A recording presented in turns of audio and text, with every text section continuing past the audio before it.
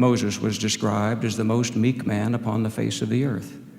Yet Moses had a brief moment when he rashly declared, "Hear now, ye rebels, must we fetch you water out of this rock?"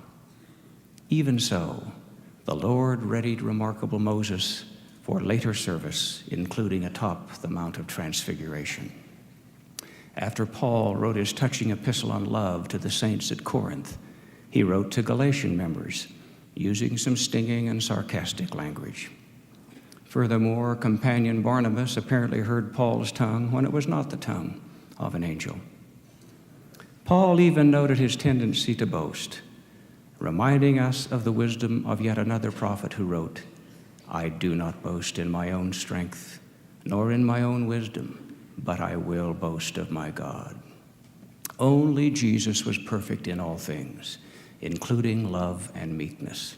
Even the greatest of mortal prophets fall short of Christ's high and perfect standards.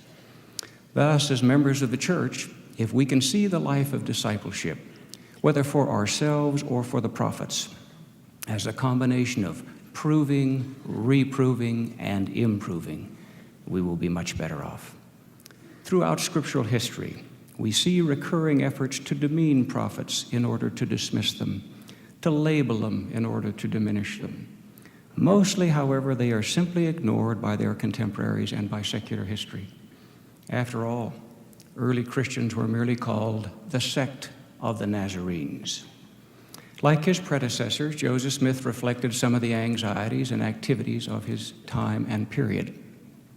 Yet a torrent of truth came through that good but imperfect conduit, more than Joseph could communicate, as he once declared, "It is my meditation all the day, and more than my meat and drink, to know how I shall make the saints of God to comprehend the visions that roll before my mind like the surf." Some followers became disaffected, but later returned, including once statusful men like Oliver Cowdery, Martin Harris, and Thomas B. Marsh. Yet these men voted with their feet to rejoin and reconcile with the kingdom. The true doctrines drew them back, however, and the only status sought or conferred was membership once again in the Lord's church. In all this there is great cause for hope and even gratitude. Moroni prescribed, "Condemn me not because of mine imperfection, but rather give thanks unto God, that he hath made manifest unto you our imperfections, that ye may learn to be more wise than ye have been." And Lorenzo Snow practiced, "I can fellowship the president of the church," he said, "if he does not know everything I know. I saw the imperfections in Joseph Smith. I thank God that he would put upon a man who had those imperfections the power and authority he placed upon him.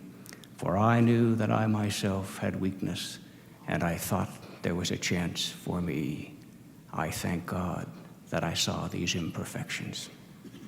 From Elder B.H. Roberts, who loved the prophet dearly, there were these words: "Joseph Smith claimed for himself no special sanctity, no faultless life, no perfection of character, no inerrancy for every word spoken by him.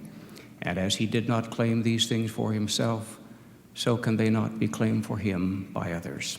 Yet to Joseph Smith was given," said Brother Roberts, "access to the mind of deity through the revelations of God to him."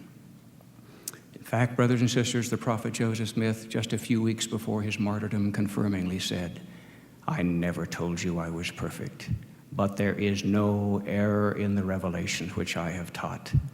Must I then be thrown aside as a thing of naught?"